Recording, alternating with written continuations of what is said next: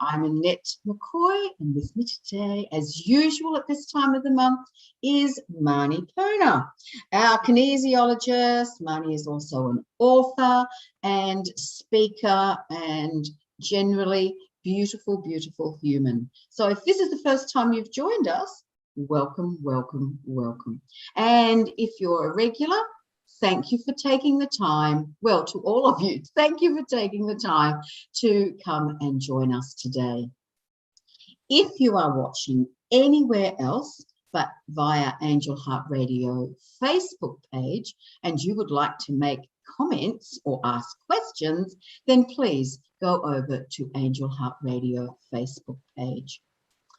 I'd also like to remind you all that these shows should never replace your legal, medical, nor professional advice, nor your own sound judgment.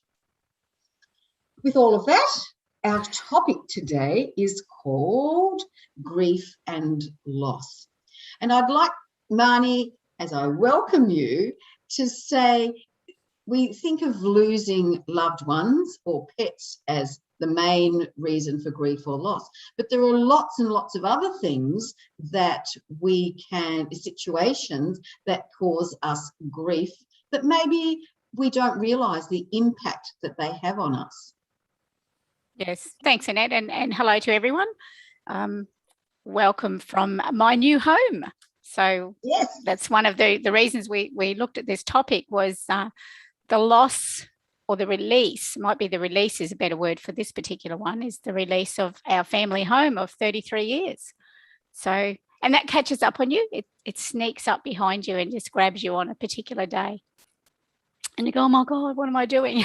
Am I doing the right thing? So that's when you start self-doubting yourself. You know, am I making the right decision? What if we don't like where we're going? You know, all the what ifs come out to play.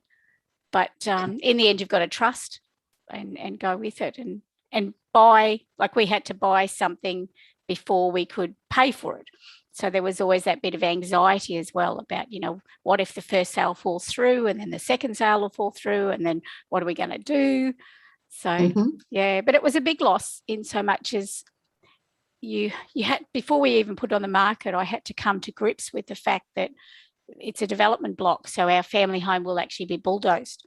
So that for me was huge, was, oh my God, I can't let this happen. And then about when we first started thinking about that, it was around the time of the fires down in on the east coast of Australia. There was fires everywhere. Yes. And people were losing their homes, their businesses, their offices, everything, cars and people through the fires. And they never got the opportunity to choose. And I think that was the turning point for me, was we chose to release the house, and we know that our memories don't fade. It's just bricks and mortar. And we all had a gathering at the end and had a big bonfire and said goodbye and stuff like that. So everyone had different reasons for loss or grief at losing the family home. Right. Yeah, that's in the family. That is an interesting one, Marney, because as you know, and a lot of our watchers, audience know, I moved, at the beginning of this year, and it does impact, even though my children had left home several years ago and were in their own homes, they were still saying goodbye to their family home. Yeah. Yeah. Tuffy. Yeah. So we had a little celebration on the last night. Yeah, I was exhausted on the last night. But we had it the weekend before because the kids came up regularly to help with packing and going through their stuff, because being the family home, it was the place where you left things that you didn't need when you moved on to your next one. So there was lots of that going on, and some rooms were bigger than others, and some were more attached to things than others. And I know my eldest son, he had 3 piles. One, he didn't care, and they were just released. Others, he went, I'm not sure about those. We'll just put them in a to-do pile. And then others, I know they're a definite keeper. And even with like trophies, I don't know if your children played sport, but ours all played a lot of sport. So we've got boxes of trophies and certificates and everything, which were marvelous for them to display growing up. But as adults, they said, well, do I really need to know I had a participation trophy for under 7 whatevers, But when I won, when I was first in something, well, that was significant. But just participation ones were able to just be let go. And you can't really recycle those. So they were just thanked and released. Yeah, I had boxes of those. Yeah. Me too, and I still have a few. So yeah, there were different reasons. And then I had talk about the angels assisting. There were certain things that fell off shelves. Like there was one teapot, like I had this it was like a whatnot stand, but it formed part of a cupboard, right? So it was the end of a cupboard and I always displayed things on it. And there was this one teapot. Now, I liked it. It was great. I never used it as a teapot. It was something I would have bought in my late teens because I've always collected china. And it was a teapot that was in 3 sections. So that the lid of the teapot were a twin pair of giraffes. And then the next 2 cups formed the trunk. And then the teapot had his feet and the handle was his tail. So it was really cute, really quiche. And it just fell off a shelf. It just fell off. There was nowhere near it whatsoever. And all of a sudden it smashed to smithereens. And I went, right, you don't want to come. Why? Easy decision. What's the significance of you falling off the shelf? And there were several episodes like that, just for random things that would just break, or you'd pick it up and it'd fall apart. You go, how bizarre. So yeah, it was very interesting. It makes a story, I suppose. So, but it was just unusual as to the objects that broke. Right. That didn't want to come. And right on the last day, I tried to pick up the coffee machine and forgot the cable was still plugged in.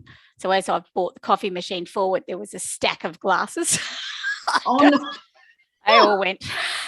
They didn't want to come either. But that just gave you another job because then you're picking up glass from everywhere. So, yeah, it was pretty amusing. Oh, my. Well, see, you're able to laugh. Yeah. That's a very important thing too, isn't it? That absolutely. Smile about it. Yeah. And I think you reset your new memories. Like the people we've bought this house off, it was their significant family home as well. So they were pleased that a family are moving in and they've bought their built elsewhere. And I was able to say to them, yeah, well, I understand your grief. And ours is a little bit different because ours won't go to another family. Except when I was talking to, I don't know who I was talking to, but someone, I said, it might have been one of the removalist guys. And he said, what's happening here? And I said, they're going to build 52 townhouses. And he said, well, how lovely to allow 52 people to share the property. And I went, well, that's a different way of looking at it. Yes. So, it lets you move on. It lets you release. Yeah. So, yeah. And it's interesting how we can hold on to bricks and mortar. Oh, definitely. And even things like I've got a daughter-in-law that's a minimalistic and I'm not a hoarder, but I'm a collector. And she just floats. She just, don't want it. It doesn't matter, clothing, items, whatever. And I go, oh, no, but so-and-so gave me that. So, yeah. I like mum stuff. I still have boxes of mum stuff. But I also know that I don't need to still go through them straight away. So they're stored high on the shelving in a garage. So they're not in the way. They're just up on a shelf. And when the time is right, I'll know and I'll bring them down and then just disperse them to the family. Right. So there's obviously some reason that no one wants them yet. And you know what? People will say to you, what do you collect? And I would not in any way of shape or form thought that the thing I collected the most of were glasses. I have sets of glasses from the roof to the floor. Wow. All different sizes, shapes, colours, whatevers. And I'd look in another cupboard and I'd find more. So why am I holding on to glasses? That's a thing to ask the angels. Why have I always collected glasses? Yeah. There's all different types of crystal ones. And I'm thinking when I get to the end of all the boxes, I'll contact Anaya's daughter and see if she needs any for her candle supplies. What She a good makes the idea. beautiful crystal candles. Yeah. Lovely. There's always someone who can use a lot of stuff. And I think I got great joy out of sending on photos because I had packets and packets and packets of photos. And so it's interesting, isn't it? What we do hold on to, and I can identify with the glasses because I had glasses, in cupboards. We had a bar, there were glasses in there, and I certainly didn't need that many. No. And which one do you choose to let go, Butsy? That's the thing. Yes. And so now, and I'm fortunate because I've got more space in my kitchen here probably than I had. It's interesting. But I know that there are certain cupboards that I will go through again and think, well, no, I'm not using those. They can go. Yeah. And it's the loss. Like, where do you store your loss and why is that loss significant? And I think sometimes if you can identify what the loss represents, because it's not always the tangible thing in front of you. It's the connection that item or what memory does that item bring through. Yes. And that's sometimes when you can identify where that loss is coming or why you're feeling it so significantly. Because it's like a collection of emotions and energy that culminates into the loss of that item. Make sense to you? Yes. Yeah. So the item itself is there in front of you. You're not grieving the loss of that particular item on that just at that moment. It's all the connections and all the attachments maybe that item has emotionally to your heart or your soul. You've just answered a question for me, Marnie. Thank you. There is a baker's basket in my bedroom at the moment. Now, it's too big. I don't need it. What am I going to store in it? And yet, yes, it was given to me by my husband. Yes, yeah. So there's your connection. So it's kind of like letting go that tangible thing. Yeah. Yeah. And it would be lovely if one of my daughter-in-laws said, oh, yes, we can use that. But the thing is, the handle, if it didn't have the handle, it'd probably be more easier usable to use. Yes, that's right. So does that mean you can take the handle off, like cut it off somehow and just bind that area? You couldn't lift it then, could you?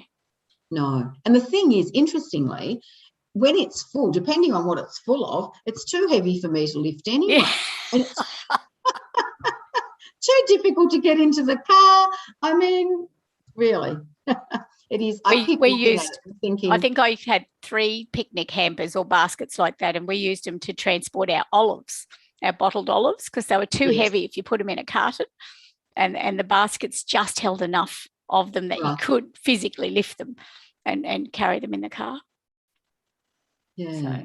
So I think you've helped me because yes, it will be time for it to go. There's an op shop where I do a weekly shift, and they hang baskets from the roof, and it's amazing how many people come in, and especially I guess around Christmas time they want to fill baskets.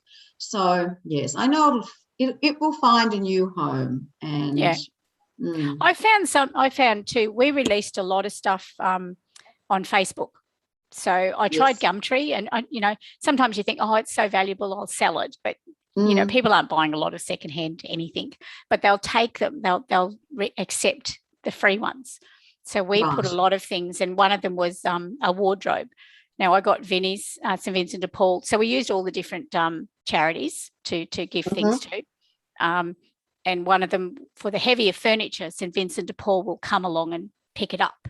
So you're not having to try and get it somewhere, right? So we got them to come out, and they would go through all the items that we had, and they'd say, oh, no, I'm sorry, we can't take that, or they don't move, so we just have to dump it. So, and one of them was this wardrobe. Now, the wardrobe, you're of my generation, sort of. So you'll understand melamine, or the laminate wardrobes we used to have. They were solid sides. They usually had drawers, and they had cupboards, and they had the nice shiny laminate on the front. So this was one that I got when I was about 8. Okay, it was called a 1.5 wardrobe. So it had full length on one side and a 3/4 on the other. So it had drawers. And I mean, it's moved with our family, God knows how many times. And then it's moved with me for the 3 times. And we said, no, we don't need the wardrobe at the new house. I went, oh, really? Okay. So we put it, I listed them as retro vintage because they are. And yes. The lady was so excited to get it because she said it's so solid and it was so good. And she had just the space because her house didn't have any wardrobes. And it was perfect for her daughter, who was about 8 or 9. And I thought, well, there's another little girl getting this wardrobe to use for all her stuff. So it was really lovely that anyone that came, it helped the loss, because if you gave it away, you had a connection to it, right? If you didn't want to just dump it, it meant something to you. So you mitigated the loss by the delight of the people that were picking it up. Yes. You know, and that was your gift, that was your bonus. Whereas if you know that something that we have loved, and valued, and not monetary, has another life and is loved again. I had that joy time and time again. It was fabulous. Yeah, and it was nothing to do with money. It was more to do with almost karma, and the circle of gifting. Yeah, so yeah. And now it's a time of rebuilding. So rebuilding connections to this place and memories again. So which will be lovely. Absolutely. The patter of little feet in this house. We have our son and daughter-in-law and 2 grandbabies living with us now rather than in a granny flat. So each morning you hear the little ones, Nonna, where are you? I'm hiding. So again, it's, that's the bonus, that's the blessing that helps to mend the loss. Yes, and it's, as we say so many times when we're together on this show, it's how we look at something. No, are we losing? We might be giving up something, and yet we're gaining so much invariably. Yeah. But you've also got to acknowledge, and I was reading an article recently, and it was about the loss of a person, but I thought it could be just as relevant to the loss of anything. And it said to sit with your loss. Don't try and be busy straight away. Like allow yourself space to just sit for a limited time, like not indefinitely, but for a limited time, just sit in the energy of what you're letting go. And then that allows your soul and your spirit and your physical body all to blend and come together. Because I know in healing, quite often someone's healing happens on a physical level very quickly, or their soul level. So either or, it can be either. Sometimes it's the healing on the spiritual, on the physical level, but the spiritual level hasn't quite come to it, sort of thing. So it's got to have time. And then you often get the other, where spiritually they've done it, they've moved, but their physical has got to catch up. So it's almost as if you have these shadow effects, and they've just got to align and come together. And sometimes you need time for that to happen.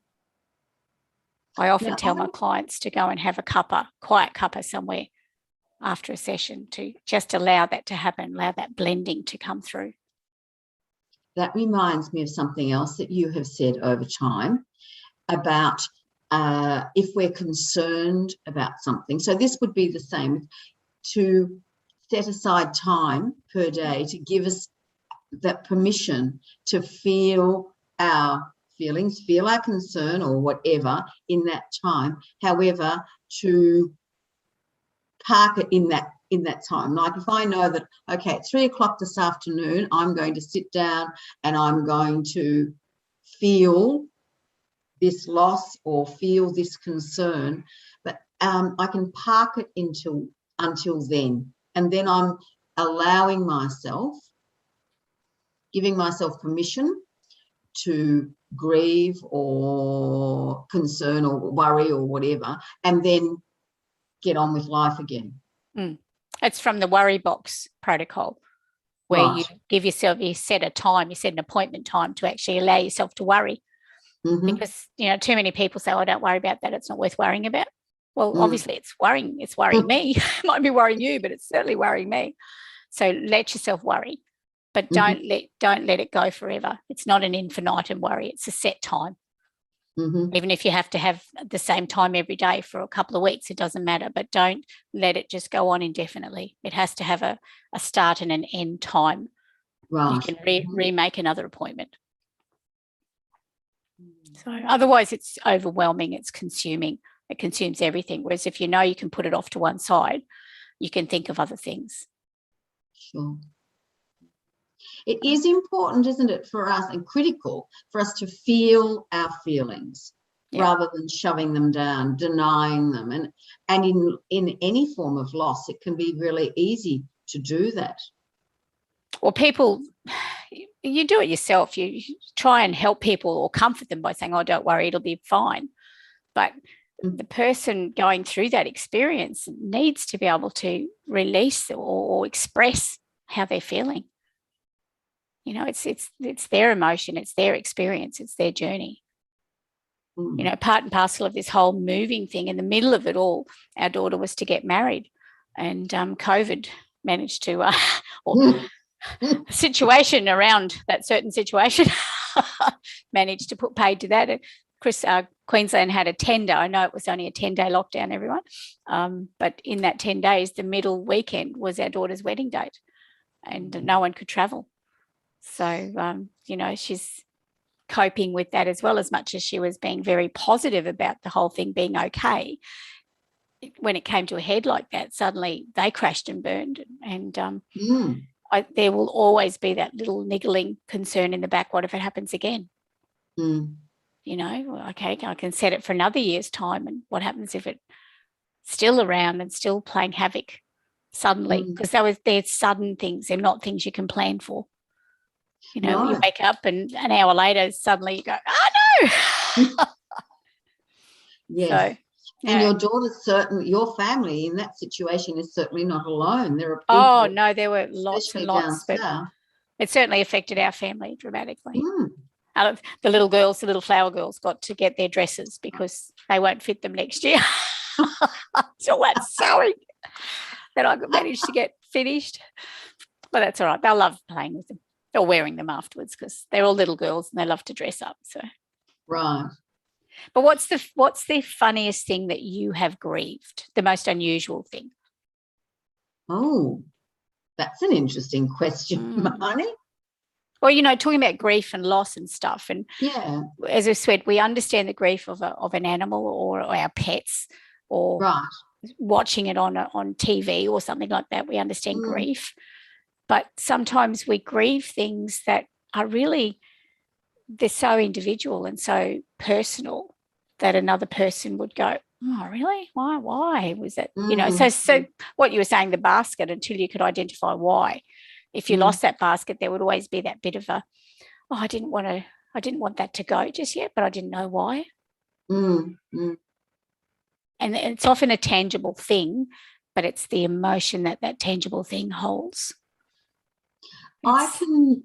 If I lose an item, I've gone through state, you know, I've left a coat on a train and I haven't realised for a while that, what have I done with that? Where did I leave it?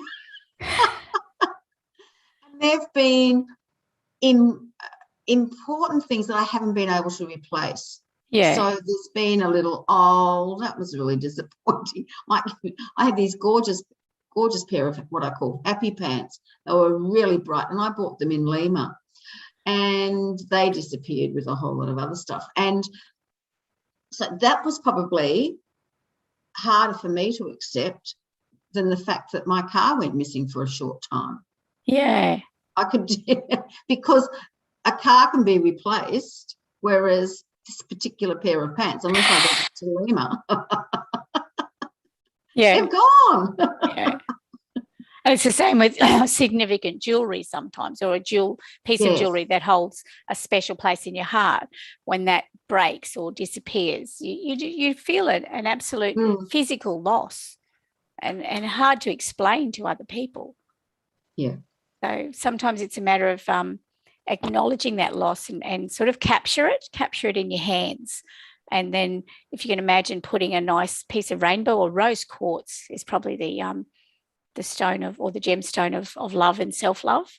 Mm-hmm. So something that you lost that has significance for you, to heal that, because you need to heal any sore, and a loss is a sore. It's a cut, it's an opening. It could be in your etheric body, but it's still a cut or an opening. So heal that with some rose quartz. So if you're feeling a particular loss about an item, and we are talking about items this time as opposed to a person or a fur baby or something like that, but an item, give it the same respect as you would as if you've lost something, some person. Right. And rose quartz definitely does help with that. That is good, because quite often, Marnie, so if a person loses a piece of jewellery, they know that they can go and get another one, but it's not, it hasn't got that same energy. No, so, not at all. No. And it depends sometimes on how it's lost as well. Like if you've misplaced it, it's really annoying. So, and all these emotions, all these negative emotions connect to the feeling of the item. So when you think of them again, oh my God, I've lost my such and suches, you know. So you're adding to it, and you get a fright, or you get a shock, or you get angry each time it happens. So again, you've got to capture that. You've got to sedate that anger a little bit so that you can release that that emotional connection on the negative side. So what can you do to fix that? Is there a flower? Is there an essence? Is there an oil that can be used that helps to negate the shock of each time? Because it's all a shock. You know, and a shock on a shock on a shock creates a bigger shock. Sure. We build on it, don't we? It's like that saying, the straw that broke the camel's back. Yeah. It's that last thing. It's not the straw that's the problem. It's the fact there's so many other things on the camel. Yeah. And that's what we were talking about when you have a huge reaction to something that breaks or you lost or whatever. That's the end of it. It's the last drip in your bucket. So how's your Henry? Is Henry overly stressed so that little thing really sent you off your tree? You know, is it just too much? So, and you've got to be aware of that, because your health is impacted by your emotional journey. Okay. How many times can you be so busy and your health is almost on hold? So, I've got time for that yet. I'll deal with that later. So you're busy. And the moment you stop and you go, oh, thank God that's all fixed, you'd breathe a sigh of relief and you get sick. Yes. All right. Because your immune system and your adrenal system has just been on high alert. And it's saying, okay, eventually you've got to pay me back. How are you going to repay the debt that I've allowed you to build here? Sometimes it would be easier if your health says, hey, you're getting full here. have a half break. Yes. You know, you need to settle down. That's why it's so important to have me time. I think this current challenge, worldwide challenge, is giving us time to. Some people are having an abundance of me time. Yes. Well, that's exactly over right. However, I suggest to people to be creative. What is it that you've put off for such a long time? You've always wanted to do, or whatever. To again look at it positively rather than, oh my goodness, what am I going to do today? There's possibly only so many times you can go through your linen press, but oh, I know, but then it's done. That's right. But then to maybe something that I haven't enjoyed for a long time. I make candles recycle wax. And I haven't done that, goodness me, for probably over 12 months. I'm now finding the time to do jigsaws, whereas when I've got my regular activities, my goodness me, I wouldn't have that time. No. I know my daughter's got this huge jigsaw. It's massive. It's on a big table, and we had to put a cover over it when we're getting ready for the engagement party and the weddings and stuff. And every so often she lifts the lid off that and has a look. And it's one of those really complicated ones where, like, I think it's an animal scene, but it's honest to goodness. It's bigger than a dinner table. That's the size table it's on. Wow. So the sky, great big section of sky, all looks the same. There doesn't seem to be a great significance of colour change. So you've got to go by shape and stuff. And it's amazing. You can walk past, oh, I can see that one. And you have to just go, oh, that's awesome. I've got another piece in there. I hesitate to ask her how many pieces are meant to be in it. So, because that would be overwhelming. So how can you deal with one small bit at a time? Sure. And it's the same with your grief and your loss. Grief and loss can be very overwhelming. So how can you compartmentalize your grief? You know, what is immediate? So what needs to be done now? What can be put off till tomorrow? And what is not really needed straight away? So see if when you work out what your grief is or what you're dealing with at that particular time, do you have to do everything at once? All right. Now, if we're talking about the loss of a person, like someone from your family or someone you've helped, sometimes you don't have time to think. So when I think back, so if I compare the time my mum passed to the time my aunt passed, when my aunt passed, she was in a nursing home. So her room was not her, she didn't own it. She was just kind of leasing it. So we didn't have time to quietly go through her possessions. We had to go in there and pack it up almost straight away and take it away and then try and go through it later on. Whereas when my mum passed, I had time to say, I don't have to do her dresses straight away. I can do it tomorrow or the next day or whenever. But with my aunt, we had to bundle everything up straight away. And because it wasn't one person, there was like 3 or 4 executives that were doing it. You were making immediate decisions as well. All right. So there wasn't a lot that you could put aside time to do. So you need to stand back for a moment, step out of the grief circle. So even think of the grief as being a circle, the same you can with stress. So step out of the grief circle so that you're separated momentarily from that grief and look in as if you're a different person, right? And like it's your friend looking in rather than you. And if you're a different person or wearing a different hat, you can look in and go, okay, this needs to be done first, then that, then that. Well, then you can step back into the grief circle and do the important things first, or the things that are time urgent. Yes. Practical advice. Yes. Thank you. And of course, we need to be gentle with ourselves as well. Sometimes we expect to climb Mount Everest in a day, and it's not possible. No. And you have to give yourself time. I mean, you need time. You can't, otherwise then you regret the decisions you make in a hurry. If only I'd had time to do that, I would have done it differently. And you're not always going to have time to plan. So it's not about you haven't planned enough. It just means if you can think of it, as I said, the easiest thing is to think of your grief as a circle. So don't make the circle too big. Make it manageable so that you can step out of it. Because when you step out of it, you'll actually take a breath as well. In the circle, you're not breathing properly. You're in adrenal response. You're in flight. You're not meant to think in flight. So step out of that circle and look in. You'll suddenly take a breath. You'll be able to look at little things that help you make decisions. Right. It's and again, it's so easy to say, isn't it? It's carrying it through. However, I think that's where we really do need to be gentle with ourselves and acknowledge that if I am feeling fragile today, to cosset myself. Do you know a great visual? And everyone, do you love bubble wrap? Oh, yes. Even my granddaughter says, like, oh, bubble wrap. I know. Yeah, they love it. They know how to click them. But can you imagine if you're feeling really fragile, when you're packing, we've done a bit of that, when you're packing your really fragile items, you wrap in bubble wrap. Okay, so wrap yourself in bubble wrap. If you have to, go and buy some bubble wrap and wrap it around your chest area so that you're protecting it. It's your heart that you're protecting, right? It's your joy and happiness. It's your immune response. It's your everything. Your soul starts in your heart here and goes out. Your brain just thinks it's a more It's almost male. It just thinks a lot.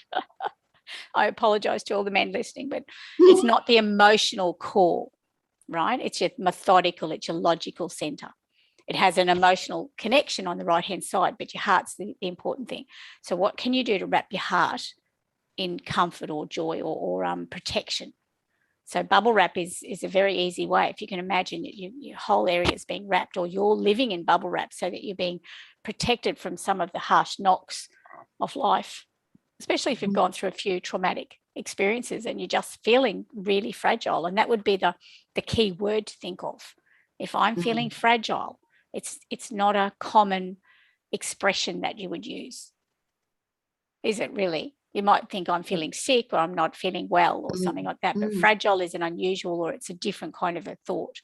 So if you're feeling fragile, you need to protect yourself. Right. And if you can imagine yourself being wrapped in bubble wrap so that you're being sheltered by any of the sharp edges that you might knock against. Okay. And it's just an expression, and you can wrap other people in bubble wrap, and you can put color into it. So, so put the soft pink or the pale blue. Pale blue is Mother Mary's color. So imagine she's helping protect you. She's the mother of creation kind of thing. So she's lending her energy to help you. If you're into, like a lot of people love purple, so get a very, very soft mauvey color and wrap yourself in that. Right?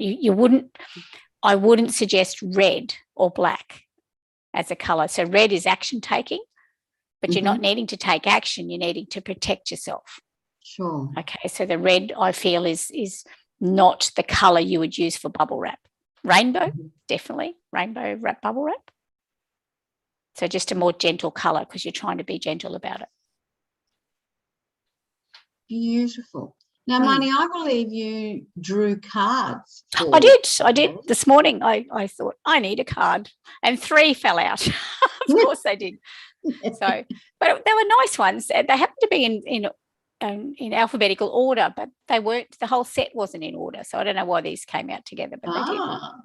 So yeah, so I got the royal blue angel feather, which is about knowing that your chosen path is found. I got the red telling me to take action. And then I got the rose, which is all about the a special blessing for your home. And I thought, how actually spot on were all of those 3 cards for what's happening in my life just at the moment. The chosen path is the path of being the head of the maternal head of the family. Yes. With looking after the little ones, and also knowing that my clinic will come too, because I haven't got a clinic in this house, which is a bit of a sadness, but it will get done. And for now, I'll have to work at another clinic. So that's giving me some different experience.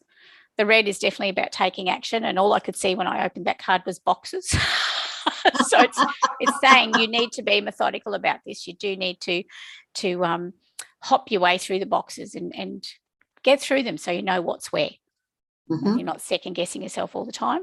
And the last one was the rose quartz, and that's about the angels have asked you to invite them to be present in your home. So to me, it was about taking ownership of the home and actually starting to say to the angels, okay, this is our space now. Come and find your spot so that you're around there. I haven't put out a rainbow waterfall in this home yet, so I'll be putting a couple of the imaginary rainbow waterfalls around the area as well to protect the residents, and also to help negative energies get cleansed as they come in and out. So there's always reminders. It's always nice to get reminders. Yes. Isn't it? And the penguin is the rose angel feather card's animal totem. Now I have just unwrapped all of my crystals. I collect crystal animals, the Swarovski animals, and I didn't have a penguin. So when I looked at that, I went, oh, I haven't got a penguin. And that just said to me, that's what I needed. I need a crystal penguin. I'll remind my husband I need to go and buy one. He'll go, what? No more. So, yeah. Oh, lovely. Well, I'm sure those cards spoke to people who are watching as well. Yes, well, as I said, they were so relevant when I was reading the story about them, and the first one, the totem animal of the blue is an owl. So, you know, that's wise, and we're talking about putting an owl on top of the awnings outside, so scare the animals, the birds from making nests on the solar panels and things like that. You know, I thought, oh yeah, that's cool. It's really great when something that shows up makes sense to your everyday life. Yes. And it's something that's relevant or that's been spoken about. And I think that's the aha moments that many clients get, that you'll read a story, you'll read the energy of a product that you've used for them, and something in the story of that product, they go, oh my God, that happened yesterday, or I've done that today, or I've got that planned. I know I had one that I said, oh, you're going, it's an Egyptian oil. Oh, how did they know? Know what? I'm going to Egypt.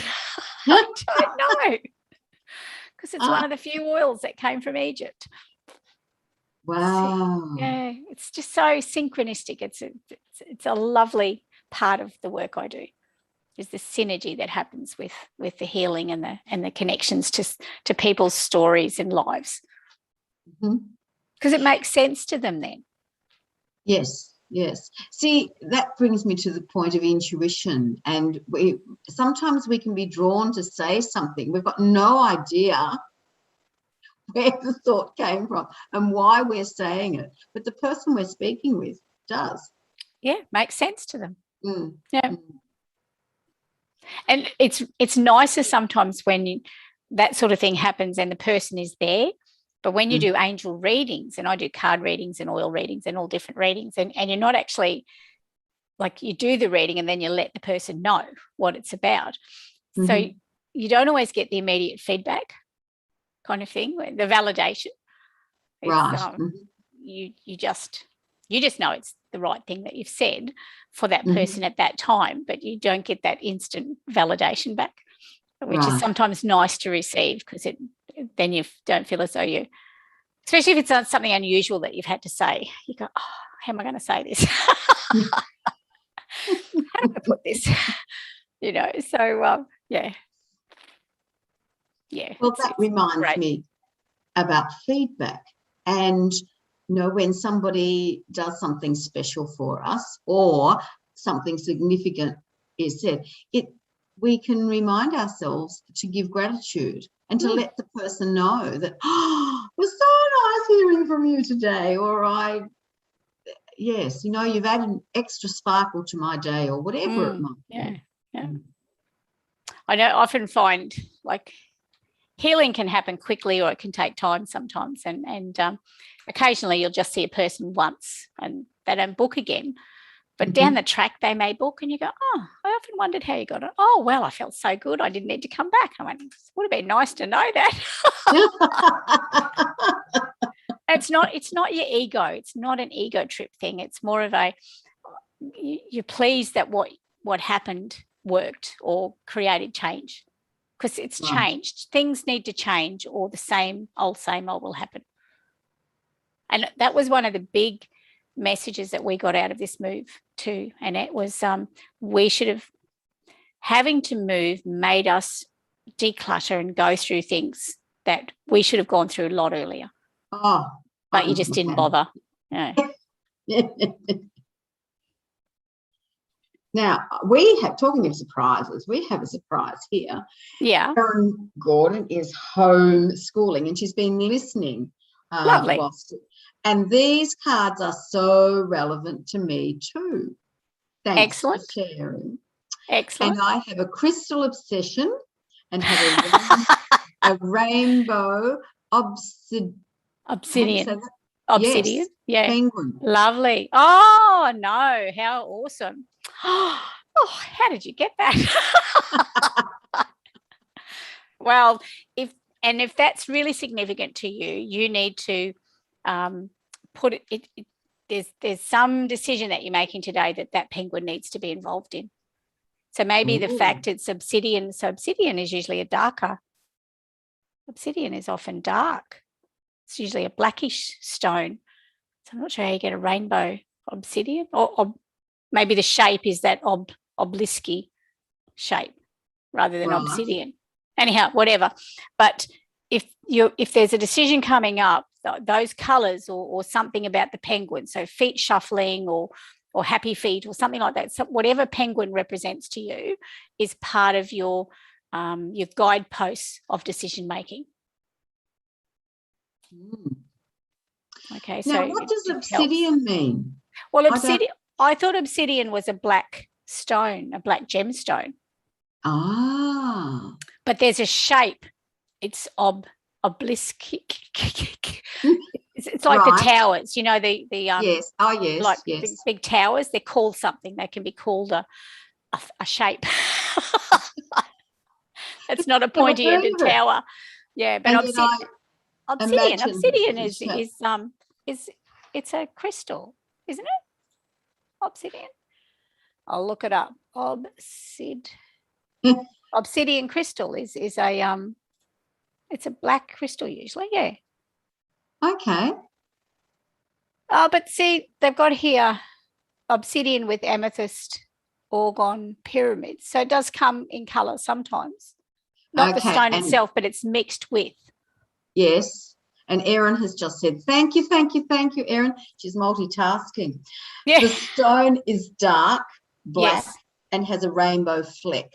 Yeah. That you can see on certain angles. Yeah. Thank you, Erin. Oh, lovely. Well, thank you both. I have learned something today. Yeah. A new word. So obsidian often it's used quite a lot in it's sometimes it's jet black, right? So it's one of the darker crystals, but it's also one of the crystals that's often used for psychic protection as well. Mm-hmm. So it can be one that's used to keep you safe, keep a safe space. Right. And I know one of the shells was made from a piece of obsidian starfish. So I've got a starfish obsidian, not a penguin. Oh. So one of the shell essences was made from a piece of obsidian that was washed into the shape of a starfish, just the shape it was. And that's what they made obsidian. I'm sure it was a starfish, obsidian, starfish, obsidian. Yep. And that was the essence was made with that. Right. So yeah, it's usually a protective stone. Right. So you know labradorite, so you know how that's like licorice? It's that dark crystal that's bit. So obsidian is darker than that and doesn't always have the abalone kind of colours coming through it. Right. So yeah. Oh, abalone. I used to love finding those shells on the beach. They're so beautiful, pretty. Yeah. They are. They're really pretty. Yeah. Oh, there's so much prettiness around. There's so much, especially we're so fortunate here in Australia at the moment because it's spring and, the blossoms are out. They are. Everyone's hay fever's going nuts. But that's okay. You can learn to live with those. I love the bottle brushes. I love all the variety of bottle brush flowers you can get. Yes. So, you know, sometimes there's purple hues, there's deep red, there's red with gold flecks, there's white. There's a beautiful array of colours. And I used to think bottle brush was only red, but no. No, there's all different colours of them. And I think they breed them in different shades as well. But they're a lovely attraction for bees and birds. Mm-hmm. They love the fruit. And they smell nice. A lot of them have a lovely smell. Right. Whereas some flowers I don't like that one. So I'm one of probably the few people that are not a big I don't have a great affection for magnolia as a smell. I love the flower, but I do not like those flowers. There's magnolia, there's what's the other one, that gardenias? Again. Yes. There's that overpowering for me. Right. Mm-hmm. Yeah, I love the flowers, but I don't like their perfume as much. Mm-hmm. I mix it with a bit of vanilla, I could cope. But there used to be a gardenia bush out the back of our bedroom window, and I had it moved because when it was in flower, I'd go, "What is that smell?" I actually had to move it. Yeah. See, mock orange is another one that's got a very, very strong smell if it's in close proximity. Mm-hmm. You know, what's its other name? I know it is mock orange. You see it a lot on the side of roads and things like that. So being a citrus flower, it gets a very strong smell. And see, again, it's individual, isn't it? Because what somebody will absolutely adore, somebody finds overpowering or whatever it might be. Yeah. It's like those big lilies that they use in floral displays. Not a fan. As I said, I love the display, and if they didn't have the smell, I'd be right with it. But because it's a smell that I'm not connected to, I smell it straight away. I walk into a house and I go, oh, is that lily? Well, see, I like the lilies, and I discovered only a couple of years ago that there are two different types. There are some that, yes, have a scent, and others that don't. And when I find the scented ones very overpowering, and I have to put them outside, which is a real shame. Yeah, absolutely. Whereas the others are gorgeous. Yeah. Erin's talking about jasmine. Okay, it's another strong one. Yes, yes. They had to move the jasmine, whereas I was fortunate it grew over my back fence from somewhere else, and I loved it. Yeah. But I can see, there you go. Yeah. And it'll be a connection. There'll be a reason that smell, I won't say irritates, but it's not your favourite. Because I love the fruity smells. I prefer a fruity, fresh smell to a cloying floral smell. And I'm the same in taste. Like someone was saying there's what's the jam a lot of people make? Oh, Rosella jam. So I can't touch it because to me, I can taste the flower. I can't taste the jam. So it's a floral taste as opposed to a citrusy or a fruity taste. And again, I thank God we've all got different tastes. Yes. Yeah. Boring world if we didn't. Absolutely. We'd all be fighting over the same piece of pie. So, yeah. Marnie, it has been fantastic this morning. Thank you. And we always have fun. We do. We do. And I know that you'll continue to have fun with the boxes and whatever is stored in there. The surprise of opening a box. Let's hope by next radio show I'll have progressed significantly in my troweling through boxes. So that'll keep me on target, won't it? Because I won't be able to get on the show and say, oh no, I've done them all if I'm sitting out there looking at a shed full of them. So well, and I hope that our audience know that they're going to be moving forward as well in whatever way is necessary for them, for each of you. May we make the most of each day. May we create joy for ourselves and for others. Okay, Marnie could laugh this morning about broken glasses, and that can be such a difference, isn't it? If we notice in ourselves, I know recently I've noticed that I spilled a glass of wine and it just seemed to run forever. But I could laugh about it and go, well, the glass didn't break. I don't know how it didn't. Yeah, it bounced. Wasn't its turn. That's right. So I could look at that and go, oh, well, it's a good way to wipe the bench. Yeah. Well, I know when that row of glasses fell off the bench the other day with the coffee machine, it was so annoying. So to be able to laugh about it now is quite good.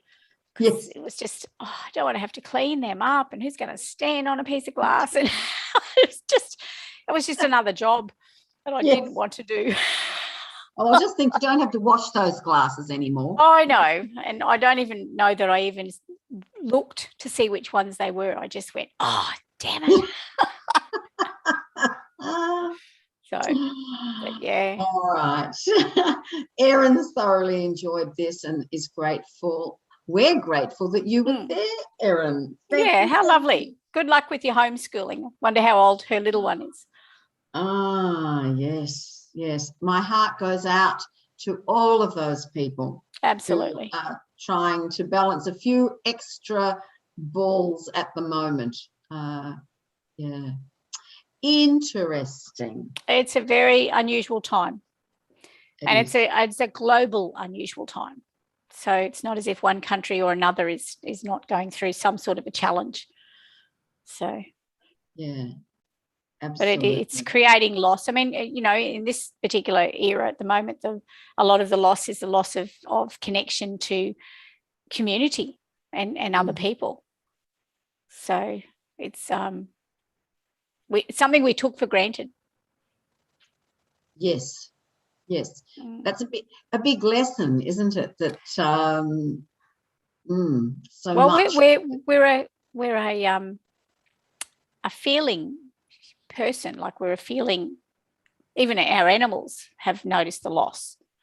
Right. You know, and that's the other thing that has been interesting to watch is the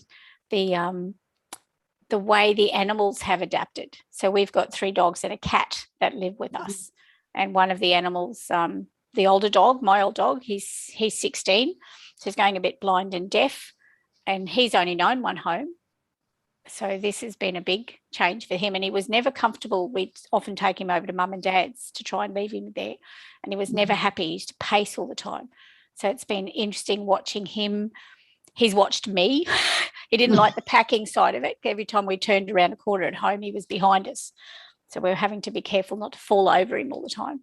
And here, if I go outside, he follows me because don't leave me here because I'm not sure if I really like it yet. So I don't want to see you get in that car without me, you know. Whereas the 2 younger dogs, they've moved a couple of times, so they're happy as long as there's fed and there's people around. Right. You know, the cat, we've had him on house arrest because he got out down home. He disappeared for a day and we had to try and find him. So from that day on, he was in house arrest until we moved. Now, getting back to your question to Erin, she has a 6 and a 10-year-old. Oh, well done, Erin. So it's been hard, but love the extra time with the kids. And doesn't that sum up our show? The fact that, okay, yes, we can be struggling. However, there is a high side. There is a bonus. Yeah. So just remember that when they won't do their lessons.